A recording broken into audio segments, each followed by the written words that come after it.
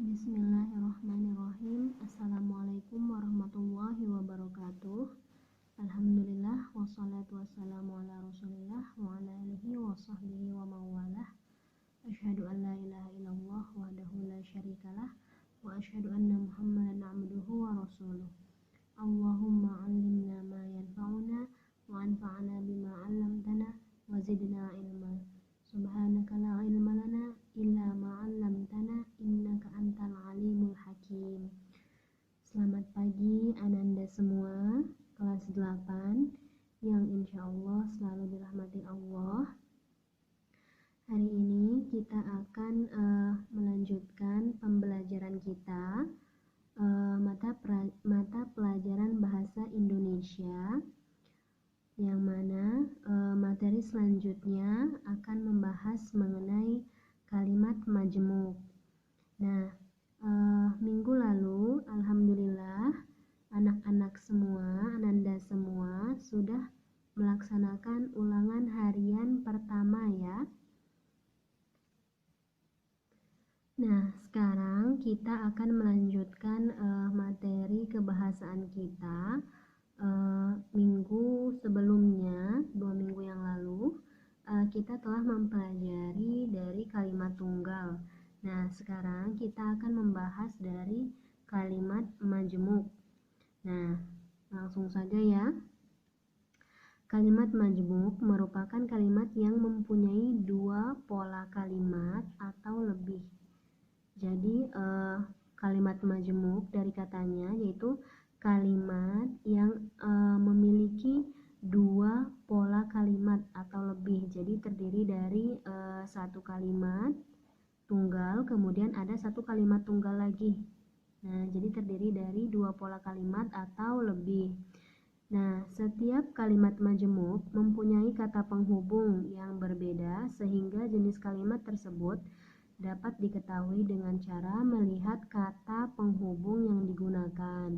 Nah, jadi penghubung dari kalimat tunggal yang satu dengan kalimat tunggal yang lain itu ada kata penghubungnya. Nah, jenis-jenis kalimat majemuk ini ada beberapa macam. Yang pertama itu kalimat majemuk setara. Nah, kalimat majemuk setara ini dia menggabungkan 2 kalimat atau lebih kalimat tunggal yang kedudukannya sejajar atau sederajat. Jadi kalau kalimat majemuk ini menggabungkan 2 kalimat atau bisa juga 3 kalimat, 4 kalimat. Nah, atau lebih ya, yang kedudukan dari masing-masing kalimat itu sejajar atau sederajat. Nah, berdasarkan kata penghubungnya, kalimat majemuk ini terdiri dari 5 macam. Jenis pertama itu penggabungan. Kata penghubungnya yaitu dan. Kemudian jenis kedua penguatan atau penegasan. Kata penghubungnya bahkan. Kemudian jenis ketiga ada pemilihan. Kata penghubungnya atau. Jenis keempat berlawanan. Kata penghubungnya sedangkan. Kemudian jenis kelima urutan waktu. Kata penghubungnya kemudian, lalu, dan lantas. Nah, kita lihat contohnya. Kalimat pertama, kalimat tunggal pertama. Firman pergi ke taman.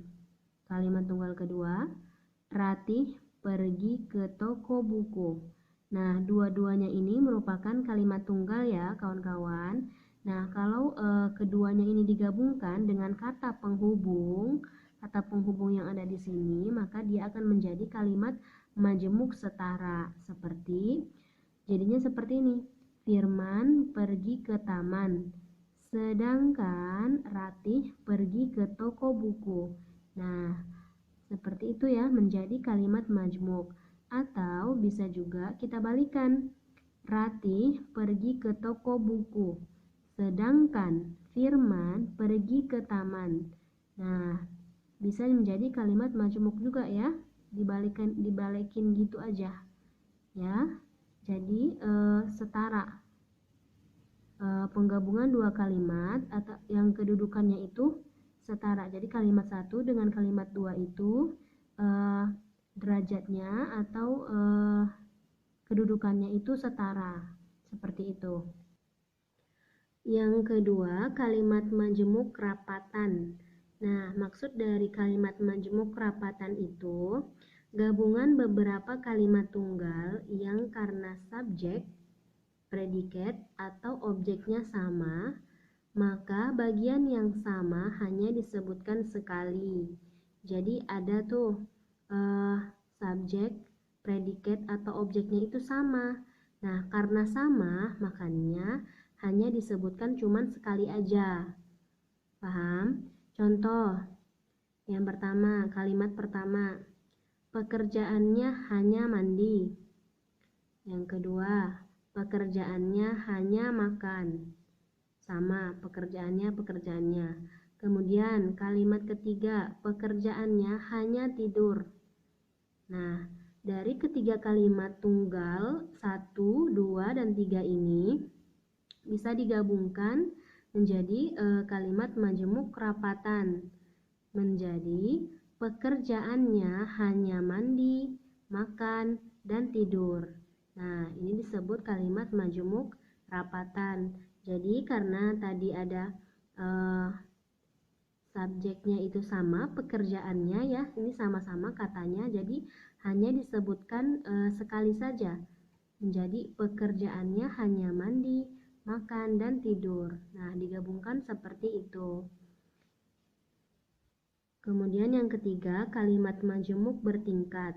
Nah, kalimat majemuk bertingkat ini menggabungkan dua kalimat atau lebih kalimat tunggal yang kedudukannya berbeda. Nah, kalau tadi kalimat majemuk setara, kedudukannya itu kan sama, sederajat. Sedangkan kalimat majemuk bertingkat itu kedudukannya berbeda. Jadi menggabungkan dua kalimat tunggal, namun kedudukannya dari satu kalimat dan kalimat dengan kalimat lainnya itu kedudukannya berbeda. Nah, jadi ada induk kalimat dan anak kalimat. Nah, anak kalimat itu timbul akibat perluasan dari kalimat induk kalimat tersebut. Nah, cara membedakan anak kalimat dan induk kalimat yaitu kita melihat konjungsinya, kata penghubungnya. Nah, kalau induk kalimat itu dia tidak memuat konjungsi karena konjungsi hanya terdapat pada anak kalimat. Nah, jadi kalau misalnya Ananda ingin membuat kalimat majemuk bertingkat, ada induk kalimat dan anak kalimat. Nah, kalimat atau kata penghubung atau konjungsinya itu diletakkan di anak kalimat, jangan di induk kalimat, ya. Berdasarkan kata penghubungnya atau konjungsi, kalimat majemuk bertingkat ada beberapa macam nih. Nah, kalimat kata penghubung jenis yang pertama itu syarat. Kalimat kata penghubungnya ada jika, kalau, manakala, andai kata, asalkan. Kemudian jenis tujuan. Kata penghubungnya agar, supaya, biar. Kemudian jenis perlawanan. Kata penghubungnya walaupun, meskipun, biarpun. Kemudian jenis penyebab ada kata penghubung sebab, karena, oleh karena. Kemudian jenis pengakibatan, kata penghubungnya ada maka dan sehingga. Jenis cara, konjungsinya dengan, tanpa. Kemudian jenis alat sama ya. Lalu jenis perbandingan, kata konjungsinya seperti, bagaikan, alih-alih. Kemudian jenis penjelasan, kata konjungsinya yaitu bahwa. Nah, di bawah ini contoh dari kalimat majemuk bertingkat. Contohnya kalimat pertama atau disebut sebagai induk kalimat, listrik padam. Kemudian ada kalimat kedua, ketika hujan turun. Nah, anak kalimat ini ya, bisa disebut sebagai pengganti keterangan waktu. Nah, untuk menjadikan mereka itu kalimat majemuk bertingkat, ada induk kalimat dan anak kalimat, bisa dibuat menjadi kalimat seperti ini. Ketika hujan turun, listrik padam.